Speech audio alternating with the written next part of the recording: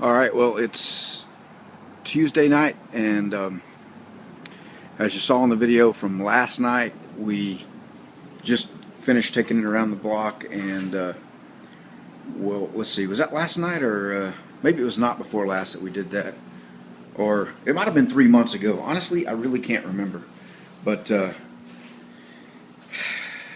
this is where we are, and it's basically how it looks, you know, the last time you saw it. No major updates. We've been doing a few things, working on trying to get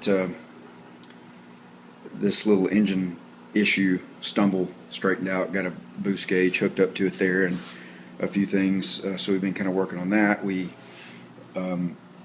may or may not remember, but when we did our brake lines originally, we didn't have the steering column and shaft in, and we did a poor design on the brake line, and it was, basically coming right into it. So we made a new line that routes, out of the way of the brake, out of the way of the steering column, so it's all nice and neat there now.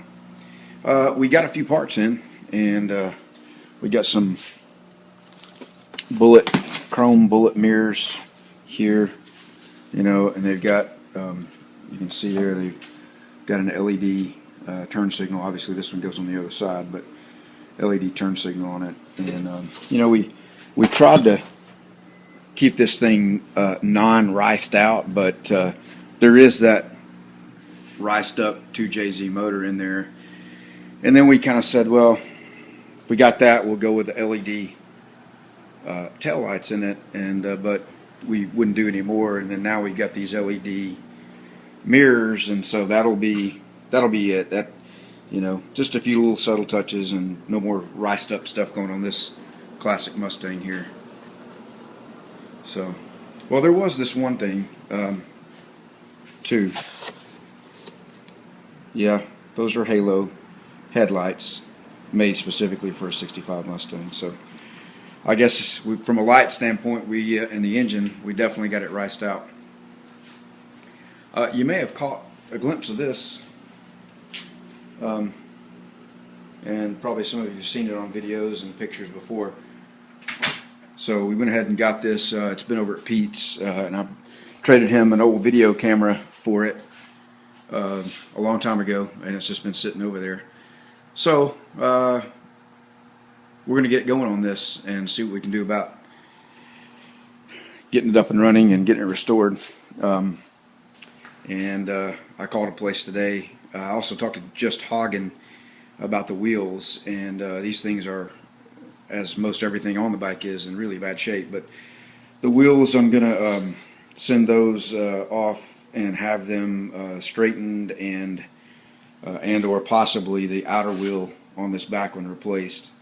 The spokes, cleaned up and fixed and trued up, and then they're going to send it back to me, and I'll get it all painted in the color scheme that we're going to go with, and then I'll send it back to them again, and they'll assemble it, and then we'll be all set. The engine, don't know what we're going to do with that yet. Looked at a few different options there. Probably just stick a Honda small engine, like an 8 horsepower, make it kind of a pit bike kind of thing.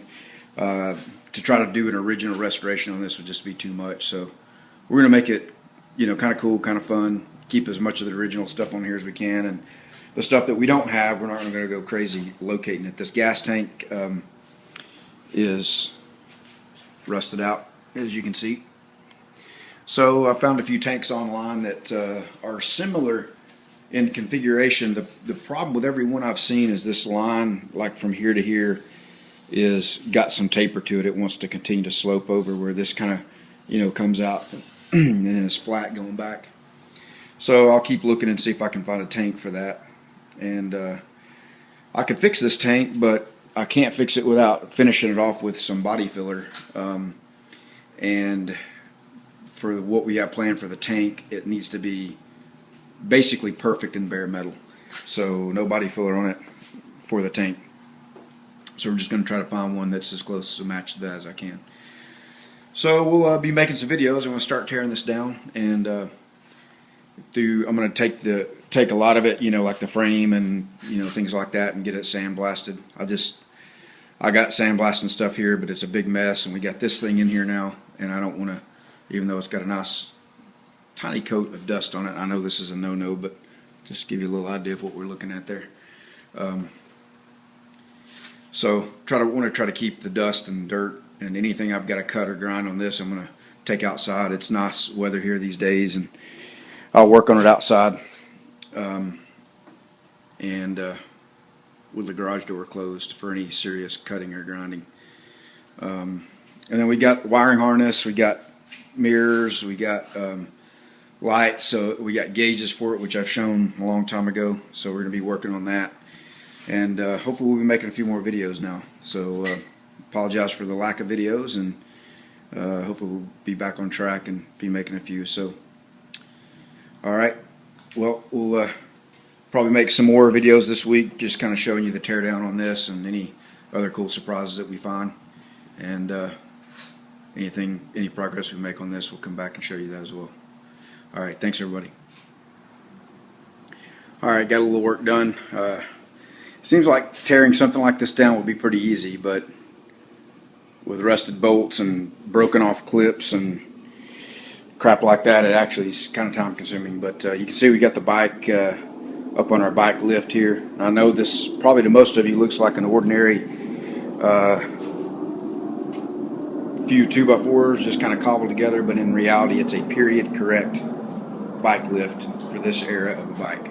So anyway, got the wheels off. We're going to get those shipped out tomorrow, and Springer front end there. It looks actually like it's in good shape. It's a little dirty and rusted up a little bit, surface rust, but should be able to clean that up. And so we'll get the rest of it torn down, and the frame, you know, has got like some support brackets and things that were just hacked off. I really don't know what it was. I got to do some research, but there was some kind of bracket, you know, that went from here to here, and you can see it just got either broken off or somebody just kind of ripped it and tore it out of there. So we'll find out if those need to be back on there or some kind of structural something on there, and if not, we'll just patch those holes up and do a little body work on them and be good to go. This steering, the handlebars here is kind of interesting. This is an old repair, and it bolts to this neck here, but I guess it got broke or something. Maybe this thing got in a wreck, I have no idea, but you can tell that's a pretty old weld there, so we'll have to do something about that and get that fixed. We'll take the seat off, and we're going to have it recovered and go ahead and get that going. So we'll, you know, while we're waiting on these wheels to get done, we've got plenty of other stuff on this we can do. So that's about it. We'll show you more later on as we make progress.